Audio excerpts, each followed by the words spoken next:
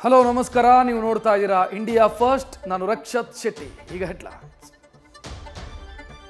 ಇವತ್ತು ಸುನಾಮಿ ಏಳುತ್ತೆ, ಸುಂಟರಗಾಳಿ ಬೀಸತ್ತೆ ಅನ್ನೋ ಸೀನ್ಗಳು ಕಾಣಲೇ ಇಲ್ಲ.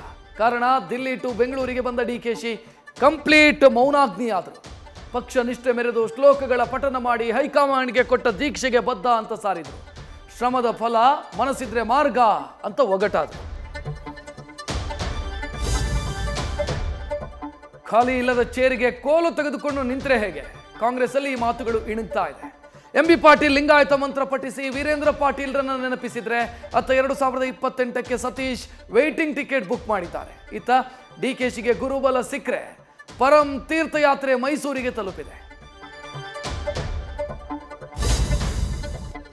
ಶ್ರುತಿ ಬಾಳಲ್ಲಿ ಅಪಸ್ವರ ಮೀಟಿದೆ. ಅಮೃತಧಾರೆ ಎರೆಯಬೇಕಾಗಿದ್ದ ಪತಿರಾಯ ನೆತ್ತರು ಹರಿಸಿದ್ದಾನೆ.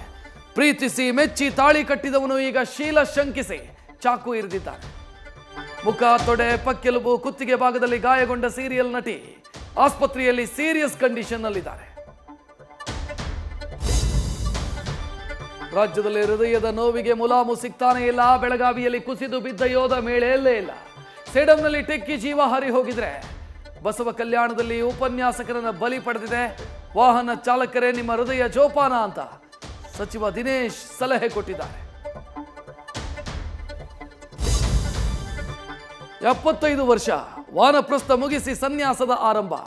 ಇದೇ ವರ್ಣಾಶ್ರಮವನ್ನು 2014ರಲ್ಲಿ ದತ್ತು ಪಡೆದ ಬಿಜೆಪಿಗೆ RSS ಮುಖ್ಯಸ್ಥ ಭಾಗವತ್ ನೆನಪಿಸಿದಂತೆ ಕಾಣ್ತಾ ಇದೆ.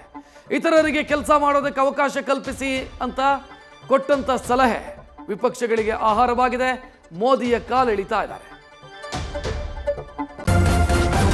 ನ್ಯೂಸ್ ಫಸ್ಟ್ ನಿರ್ಭೀತಿಯಿಂದ ನಿಮ್ಮ ಪರವಾಗಿ.